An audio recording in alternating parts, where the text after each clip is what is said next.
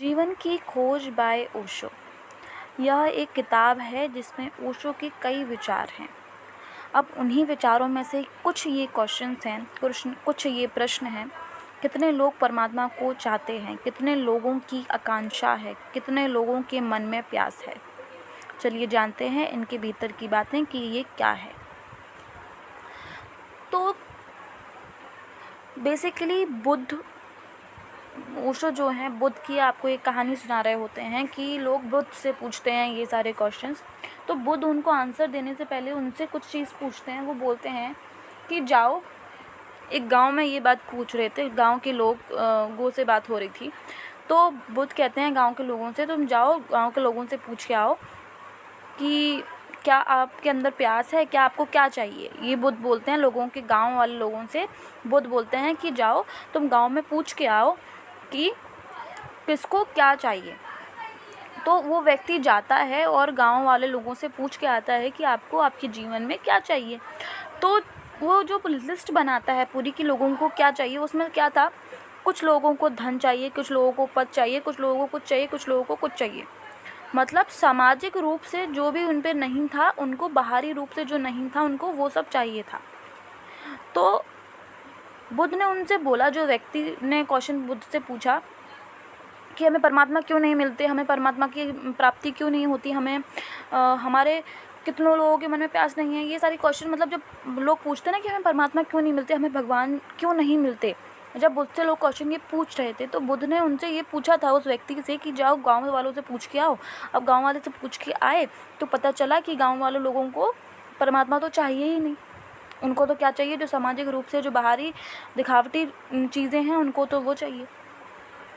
तो बुद्ध उस व्यक्ति से कहते हैं, आपने देखा इन लोगों को क्या चाहिए। अब किसी के अंदर प्यास ही नहीं है, भगवान को पाने की प्यास ही नहीं है, तो भगवान किसी के ऊपर थोपे तो नहीं जा सकते ना। कि अगर किसी को परमात्मा नहीं चाहिए पर हम उसके ऊपर परमात्मा थोप नहीं सकते हैं। अगर किसी की खुद की चॉइस नहीं है कि हमें भगवान से मिलना है, हमें भगवान की प्राप्ति करनी है, हमें कोई चीज़ चाहिए, जब तक उस व्यक्ति को पता ही नहीं होगा कि हमें वो चीज़ चाहिए, तो हम उसको कैसे वो चीज़ दे दें। अगर वो चीज़ हमसे मांगेगा तभी तो हम उसको वो चीज़ देंगे, किसी के ऊपर वो चीज़ थोपी तो नहीं जा सकती ना बिना मांगे। तो वही बुद्ध उस व्यक्ति को समझाते हैं और कहते हैं कि किसी ने परमात्मा को तो मांगा ही नहीं ना। अगर वो कोई मांगता तो हम उसको बताते कि कैसे प्राप्त कर सकते हैं परमात्मा को और कैसे हम मिल सकते हैं उनसे। पर किसी को चाहिए ही नहीं परमात्मा, किसी ने मांगा ही नहीं है। वो सामाजिक रूप से इतने व्यस्त हैं, इतनी सारी चीज़ों में उलझे हुए हैं कि उनको अपने भीतर जानने का कोई भी अवसर प्राप्त नहीं हो रहा है। वो देख ही नहीं रहे हैं हमारे भीतर क्या चल रहा है। तो ऐसे ही बुद्ध बोलते हैं कि किसी को यश चाहिए, किसी को कुछ चाहिए, किसी और की चाह है, पर परमात्मा की चाह तो किसी को है ही नहीं। ठीक है। तो जब तक आपके भीतर एक प्यास उत्पन्न नहीं होगी, अगर किसी को पानी चाहिए, ठीक है, भीतर, तो अगर किसी को, तो आप पानी को खोजेंगे। अंडरस्टैंड। अगर आपको पानी चाहिए तो आप पानी को खोजेंगे। अगर आपके अंदर प्यास है तो आप पानी को खोजेंगे कि हमें प्यास लग रही है, हमें पानी चाहिए, तो हम पानी को ढूंढेंगे कि हमें कहाँ पानी मिल सकता है।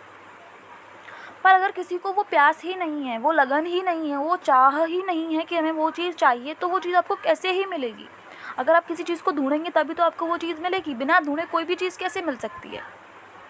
वैसे ही भगवान है, परमात्मा है, कि आप जब उस चीज़ को ढूंढेंगे, उस चीज़ को चाहेंगे, मांगेंगे, खोजेंगे, तभी आपको परमात्मा मिलेंगे। इसीलिए आप अपने भीतर पहले देखिए कि आपके अंदर वो प्यास है परमात्मा को पाने के लिए या नहीं। जैसे व्यक्ति को पानी पीने के लिए उसको ढूंढना पड़ेगा, समझना पड़ेगा, खोजना पड़ेगा, वैसे ही परमात्मा को जानने के लिए, समझने के लिए, चाहने के लिए, पाने के लिए आपको परमात्मा को खोजना पड़ेगा। अपने भीतर वो प्यास जागृत करनी पड़ेगी कि हम परमात्मा को चाहें, परमात्मा को पालें। उसके लिए हमें बहुत मेहनत करनी है, अपने भीतर झांकना है, अपने आप को बहुत बेहतरीन तरीके से अपने अंदर प्यास उत्पन्न करनी है कि हम परमात्मा को चाहें, हम परमात्मा के पास जाकर समीप जा पाएँ। तो उसके लिए आपको क्या करना पड़ेगा, खुद के मन को टटोलना पड़ेगा, खुद के अंदर आपको देखना पड़ेगा कि हमारा मन क्या चाहता है, हमारी आत्मा क्या चाहती है। तभी हम क्या कर पाएंगे, परमात्मा के पास जा पाएंगे और परमात्मा से मिल पाएंगे और परमात्मा को चाह पाएंगे। धन्यवाद।